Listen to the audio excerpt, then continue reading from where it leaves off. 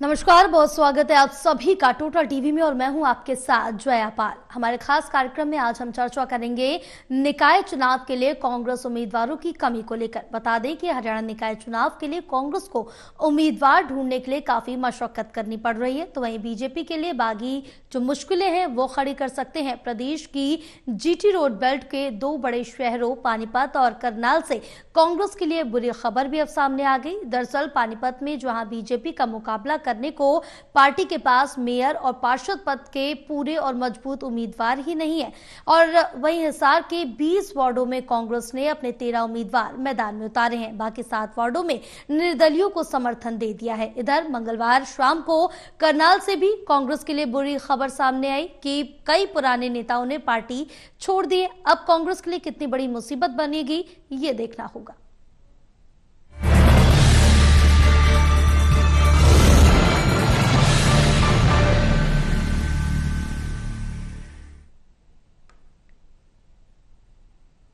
तो आज हम इसी को लेकर चर्चा करेंगे। हमारे साथ खास मेहमान जुड़ चुके हैं। वीरेंद्र सोनी जी वरिष्ठ पत्रकार हमारे साथ जुड़े हुए हैं, एसोसिएट एडिटर देवेंद्र कथुरिया हमारे साथ जुड़े हुए हैं, associate editor doctor Mahesh Kumar भी हमारे साथ जुड़े हुए हैं। आप तीनों का बहुत स्वागत है टोटल टीवी में। इसी पर आज हम चर्चा करेंगे, लेकिन उससे पहले दिखाएंगे एक रिपोर्ट। प्रदेश के निकाय चुनाव में बीजेपी ने जहां टिकट वितरण में फिर लीड ले ली है और पार्टी के मेयर, चेयरमैन और पार्षद के टिकट पाए उम्मीदवारों ने डोर टू डोर प्रचार शुरू कर दिया है। पानीपत के जिला अध्यक्ष दुष्यंत भट्ट के ऑफिस से तो महिलाएं सुबह ही टोली बनाकर चुनाव प्रचार पर निकल जाती हैं। वहीं पानीपत में कांग्रेस अभी मेयर और पार्षद पद के लिए उम्मीदवारों की तलाश कर रही है। पार्टी के पास मौजूद 2-3 नेता मेयर चुनाव के लिए फिट भी हैं, पर चुनाव लड़ने से डर रहे हैं क्योंकि उन्हें लगता है कि बीजेपी के मुकाबले पानीपत में कांग्रेस की जमीन मजबूत नहीं दिख रही। विधानसभा विपक्ष के नेता का नहीं हो सका, 3.5-4 महीने होने को आ गया है, तो कांग्रेस का कोई संगठन जो है वो किसी लेवल पे भी नहीं बन पा रहा उनसे, और यही कारण है कि उनका ना कार्यकर्ता है। वो तो जब चुनाव के टाइम में आगे कूदते हैं, चुनाव में किसी तरीके से अपना चुनाव लड़ते हैं और चले जाते हैं। मैं निश्चित तौर पे देख रहा हूँ कि कांग्रेस के पास 26 वार्डों में उनके पास प्रत्याशी भी नहीं आपको मिलेंगे। यही वजह है कि पानीपत में कांग्रेस के स्थानीय नेताओं को उम्मीदवारों का टोटा लग रहा है। पार्टी ने हिसार में जहां 20 वार्डों में 13 उम्मीदवारों को ही मैदान में उतारा है और 7 वार्डों में निर्दलियों को समर्थन दिया है, वहीं पानीपत में तो पार्टी के 26 वार्डों के लिए कांग्रेस की परेशानी बड़ी हुई है। इधर मंगलवार शाम को भी करनाल से कांग्रेस के लिए एक बुरी खबर। वो कांग्रेस जिसके लिए श्रीमती इंदिरा गांधी ने शहादत दी, राजीव गांधी जी ने शहादत दी देश एकता अखंडता के लिए, आज वो कांग्रेस खत्म होने जा रही है और ख़त्म हो चुकी है। भविष्य में मैं बहुत सारी टीम को जोड़ूंगा ताकि वो बार बार 40 साल तक, हम 45 साल तक मैं मार खाता आगे वो मार ना खाएं। कार्यकर्ताओं को कहूँगा भाई ठीक, अब राजनीति वो करो जिसमें आपको ठीक लगे। पानीपत में कांग्रेस के लिए सबसे बड़ी परेशानी तो मेयर पद के लिए मजबूत उम्मीदवार को तलाशने और उसे बीजेपी के मुकाबले मैदान में उतारने की है। हैरानी की बात है कि लोकसभा और विधानसभा चुनाव में जो कांग्रेस नेता टिकट के लिए सुबह उठकर 6 बजे ही दिल्ली में शक्तिपीठ पर माथा टेकने निकल पड़ते थे, अब उन्हें इसकी परवाह ही नहीं है कि उनके पास पानीपत के लिए मेयर पद का कोई मजबूत चेहरा ही नहीं है। उधर पानीपत में बीजेपी के बागी भी पार्टी को नुकसान कर सकते हैं। हालांकि बागियों को मनाने में कांग्रेस के मुकाबले बीजेपी का सक्सेस रेट ज्यादा है। Haryana bureau, total news.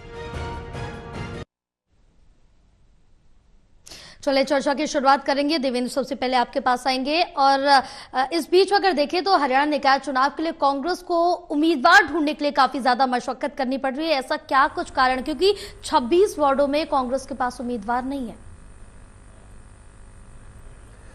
देखिए जया, जो निकाय चुनाव हो रहे हैं ज्यादातर जगह पे तो मुकाबला कांग्रेस बीजेपी में, क्योंकि बीजेपी सबसे मजबूत और उसके बाद कांग्रेस, लेकिन कांग्रेस की मजबूती में दरारें पड़ी दिख रही है। एक तो संगठन नहीं बना। जब विधानसभा चुनाव कांग्रेस हारी थी, नेताओं ने सह प्रभारी थे, उन्होंने कहा कि जल्द 1 हफ्ते में संगठन बनेगा। 4 महीने हो गए, संगठन नहीं बना। और जो गुटबाजी है उसमें भी अभी कोई लगाम नहीं लगी है। संगठन नहीं है, गुटबाजी की वजह से सब अपने अपने आत्म केंद्रित है और लीडरशिप डेवलपमेंट नहीं हुई। चाहे पानीपत के जो कांग्रेस के नेता हैं या जो चंडीगढ़ में, दिल्ली में बैठे हैं, पार्टी में लीडरशिप पे ध्यान नहीं दिया गया उसको डेवलप करने के लिए। जैसे बीजेपी है, एक आदमी को तरक्की देकर दूसरी पद देती है तो नीचे वाले को ऊपर लाती है। लगातार बीजेपी में हम देखते हैं एक हलचल नजर आती है बीजेपी में, चाहे संगठन की बात हो, मीटिंगों की बात हो, फैसले लेने की बात हो, इंप्लीमेंटेशन की हो। बीजेपी जिलाध्यक्ष को प्रदेश कार्यकारिणी में ले जाती है और किसी और को जिलाध्यक्ष बनाती है। कांग्रेस में तो कुछ दिख ही नहीं रहा। इसी वजह से एक तो लीडरशिप डेवलप नहीं हुई और बहुत सारे लोग छोड़ के बीजेपी में चले गए। अब वो बीजेपी में है लेकिन पार्टी के पास मजबूत नेता अब रहे नहीं। बहुत सारे वर्ग है, सिखों में जो सरदार तारा सिंह होते थे, पंजाबी लीडर होते थे कांग्रेस में बड़े बड़े। एक वक्त था चौधरी भजनलाल के टाइम में 8-9 पंजाबी लीडर मंत्री होते थे। अब कोई दिखता ही नहीं कि पंजाबी लीडर कोई बड़ा हो कांग्रेस में जिसका नाम लिया जा सके। इसी तरीके से कोई सिख लीडर नहीं है। तो कांग्रेस के कई नेता इस बात से चिंतित है कि पार्टी ने लीडरशिप पर ध्यान नहीं दिया, उसको डेवलप नहीं किया। और दूसरा संगठन नहीं है, तीसरा गुटबाजी है। यही वजह है कि पानीपत जैसे शहर में, जो दिल्ली एनसीआर का शहर है, पानीपत का देश दुनिया में नाम है। 50,000 करोड़ का एक्सपोर्ट होता है डोमेस्टिक और ओवरसीज। इतना बड़ा शहर, ऐतिहासिक शहर जिसको लड़ाइयों के लिए याद किया जाता है। पानीपत में कांग्रेस को मेयर पद का उम्मीदवार नहीं मिल रहा। ढूंढ रहे हैं, टटोल रहे हैं, मना रहे हैं। जो 2-4 हैं जिन्होंने आवेदन किया है, पार्टी के दबाव में भी आवेदन करो, लगे कि कांग्रेस की टिकट की मांग है, लेकिन वो चुनाव लड़ने से डर रहे हैं। उनको लगता है कि जमीन बहुत कमजोर है कांग्रेस की, बीजेपी का मुकाबला करना मुश्किल है। खोल के कहते हैं, डर रहे हैं। आवेदन तो दिया है पर बच रहे हैं कि पार्टी ये ना कहे कि आप चुनाव लड़ो। दिखाने के लिए है 95 आवेदन पत्र आए जिनमें 15 मेयर पद के लिए। पानीपत में मेयर का पद तो एक ही है ना, जिसके लिए एक आदमी का चुनाव होना है। 15 लोगों ने आवेदन किया है लेकिन चुनाव लड़ने के लिए आगे कोई नहीं आ रहा। पार्टी की दिक्कत है, जो आवेदन है उनमें कमजोर है, वो मुकाबला नहीं कर पाएंगे। इसलिए पार्टी किसी मजबूत चेहरे की तलाश में है। 1-2 चेहरे हैं शहर में जिनको कांग्रेस के नेता उनकी मनोहार कर रहे हैं, मना रहे हैं कि आप आइए, आप आएंगे तो मुकाबला बराबरी का हो सकता है। कांग्रेस का संकट पानीपत में यह है कि मेयर का तो उम्मीदवार है नहीं और 26 वार्ड है। 26 वार्डों के लिए भी पूरे उम्मीदवार है। हिसार की भी यही स्थिति है। हिसार में भी ये है कि 20 वार्ड है, पानीपत के मुकाबले कम है, लेकिन 20 में 13 में उम्मीदवार खड़े किए कांग्रेस ने। बाकी उम्मीदवार नहीं, तो जो निर्दलीय चुनाव लड़े उनको कांग्रेस ने समर्थन दिया है। ये स्थिति है हिसार और पानीपत, 2 बड़े शहरों की जहां नगर निगम के चुनाव है। और वार्डों के लिए भी आप देखिए, पानीपत में वार्डों के लिए उम्मीदवार नहीं है। और आज तीसरा दिन है, बीजेपी ने डोर टू डोर शुरू कर दिया है। उम्मीदवार घोषित होने के बाद हवन यज्ञ किया, डोर टू डोर कर रहे हैं। सुबह टोलियां बनाकर निकल जाते हैं और कांग्रेस वाले उम्मीदवार ढूंढ रहे हैं कि हम किसको उम्मीदवार बनाएं। कांग्रेस की ये स्थिति है। बिल्कुल, कांग्रेस की स्थिति अब देखना होगा निकाय चुनाव में किस तरह से आगे और रहती है। महेश, अगर बात करें कांग्रेस की स्थिति तो डामाडोल निकाय चुनाव में नजर आ रही है, लेकिन बात अगर बीजेपी की करें तो बीजेपी के लिए बागी कितनी बड़ी मुश्किलें खड़ी कर सकते हैं? देखिए, मुझे नहीं लगता कि भारतीय जनता पार्टी के लिए बागी जैसी कोई चुनौती होने वाली है। दरअसल सबसे बड़ी बात क्या है, यहाँ पर नायब सिंह सैनी गुरेज नहीं करते किसी को भी मनाने में, किसी भी हद तक वो जाने के लिए तैयार होते हैं, लेकिन चुनाव में जीत सुनिश्चित होनी चाहिए। हमने बीते विधानसभा चुनाव में देखा कि बहुत सारे ऐसे निर्दलीय को बागी कांग्रेसी विधानसभा के चुनावी रण में थे और अच्छी खासी उपस्थिति दर्ज करवा रहे थे। पूरे चुनावी गणित को बदल कर वो रख रहे थे, लेकिन बावजूद इसके चुनाव हारने के बाद जब हमने उनसे पूछा तो उन्होंने कहा कि हम तो इंतजार करते रहे, भूपेंद्र सिंह हुड्डा एक फोन कॉल भी करते तो हम चुनावी मैदान से हट जाते, लेकिन ऐसी कोई कोशिश नहीं की गई। यानी कांग्रेस पार्टी में रूठों को मनाने की कोई कोशिश विधानसभा चुनाव के दौरान नहीं की गई। और अब स्थिति यह है कि कांग्रेस पार्टी को मजबूत उम्मीदवार नहीं मिल रहे। मेयर पद की बात की जाए और चाहे यहाँ पार्षदों की बात की जाए, पार्षदों में तो जैसा जिक्र चल रहा था कि काफी सारे निर्दलियों को यहाँ समर्थन देने की कोशिश कांग्रेस पार्टी की तरफ से की गई है। वो ये कहते हैं कि कांग्रेस पार्टी का अगर सिंबल लेंगे तो चुनाव जीतना ही मुश्किल हो जाएगा।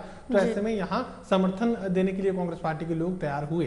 फिलहाल मेयर पद की टिकटें तो बांट दी गई हैं। अब चुनावी मैदान में ये देखना दिलचस्प रहेगा कि किस तरीके की चुनावी टक्कर यहां पर कांग्रेस पार्टी के लोग देख पाते हैं। एकजुटता अभी कांग्रेस पार्टी के लिए सबसे बड़ा सवाल है। जिक्र आप भारतीय जनता पार्टी का कर रहे थे, तो मुझे लगता है कि अभी तो काफी सारे लोग ऐसे हैं जो कि भारतीय जनता पार्टी से विधानसभा चुनाव के दौरान बागी हुए थे या कांग्रेस पार्टी में काफी हाशिए की स्थिति पर काफी सारे लोग हैं। अभी मैं देख पा रहा था सरदार त्रिलोचन सिंह जो है कांग्रेस पार्टी छोड़कर भारतीय जनता पार्टी में शामिल हुए। ऐसे काफी सारे नेता हैं कांग्रेस पार्टी में है जो अब आने वाले कुछ दिनों के भीतर, हो सकता है कि 2, 4, 5, 6 दिनों के भीतर, एक हफ्ते के भीतर चुनावी प्रचार कार्यक्रम के दौरान ही ये तमाम नेता जो कांग्रेस पार्टी के अंदर आज की तारीख में मौजूद हैं, ये तमाम नेता भारतीय जनता पार्टी में शामिल हो सकते हैं। कुछ ऐसे नेता थे जो ऐन वक्त पर भारतीय जनता पार्टी की एंटी इनकम्बेंसी और कांग्रेस पार्टी की लहर देखकर कांग्रेस पार्टी में शामिल हो गए थे, भारतीय जनता पार्टी छोड़ चुके थे।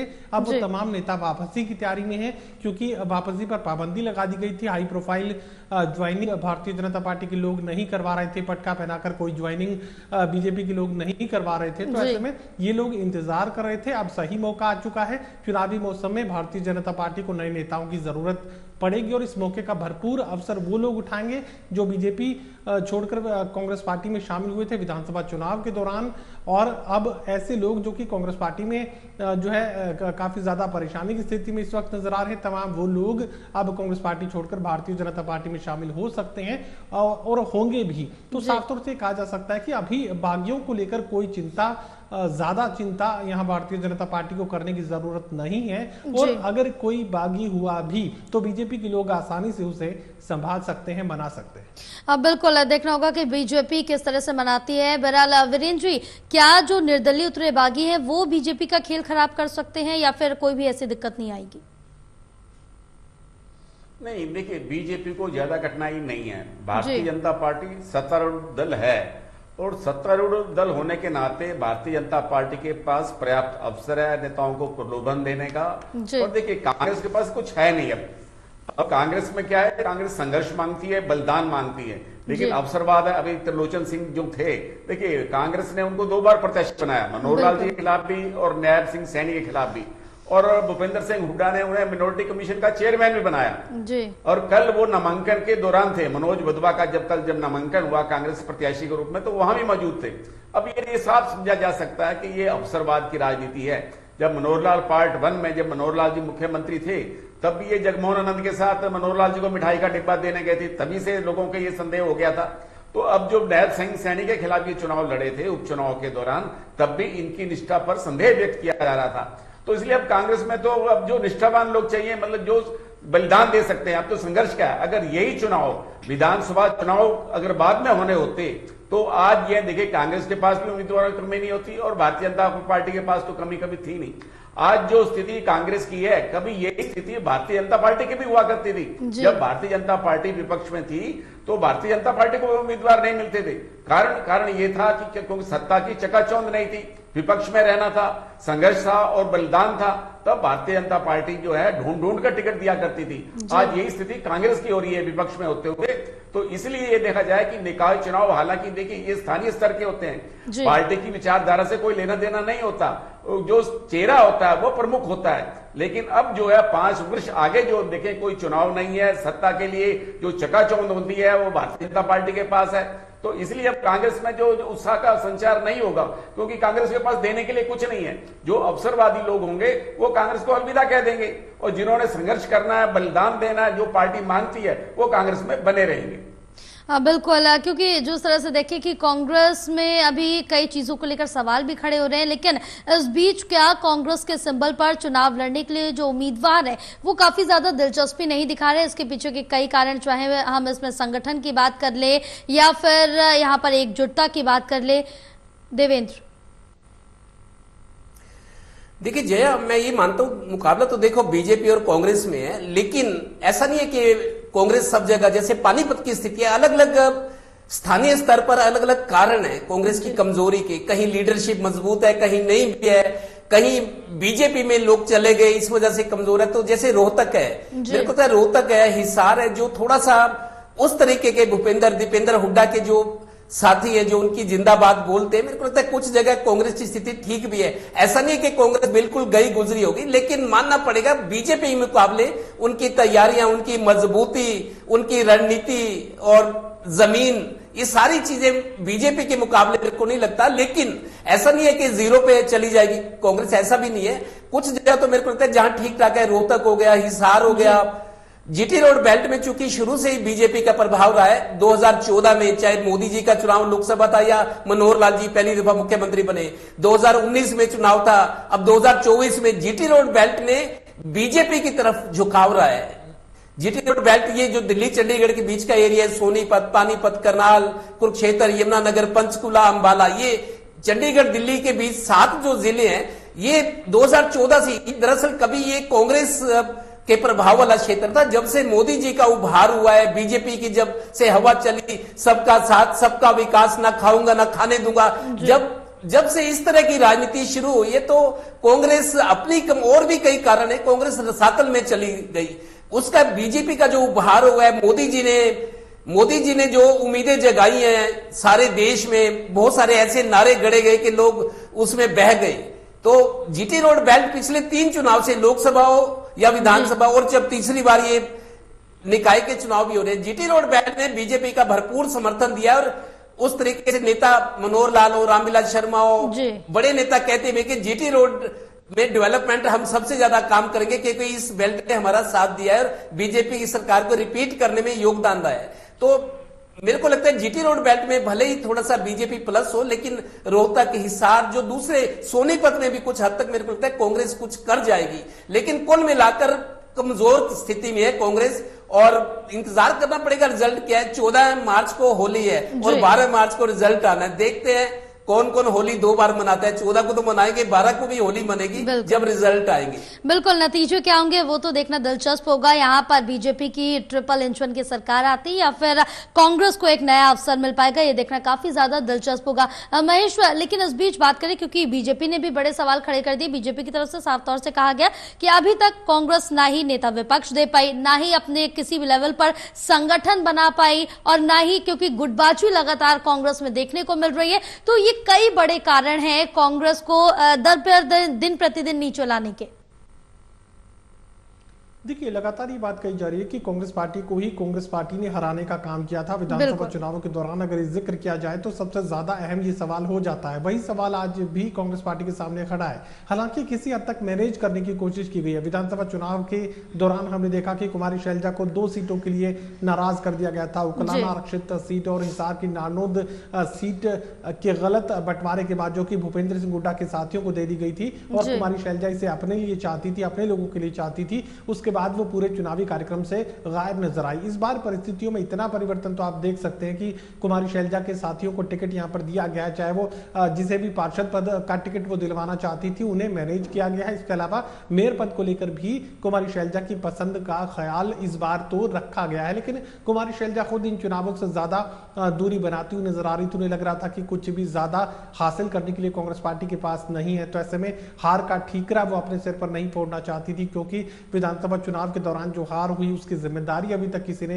नहीं ली है। तो ऐसे में कुमारी शैलजा को लगता है कि अब अगर खराब परफॉर्मेंस आया और उस परफॉर्मेंस के साथ उनका नाम भी जोड़ा गया तो इससे उन्हें नुकसान होगा। तो किसी भी तरह की जिम्मेदारी लेने से बचती हुई यहाँ पर कुमारी शैलजा नजर आ रही है। हालांकि कुमारी शैलजा के साथियों को इस बार एडजस्ट किया गया है। अब देखना होगा कि चुनावी कार्यक्रम के दौरान ये नेता कितनी मेहनत करते हुए नजर आते हैं, कितना पसीना बहाते हैं। लेकिन ये बात कही जा सकती है कि और हर तरह की कमजोरी यहाँ पर कांग्रेस पार्टी के साथ इस वक्त खड़ी है।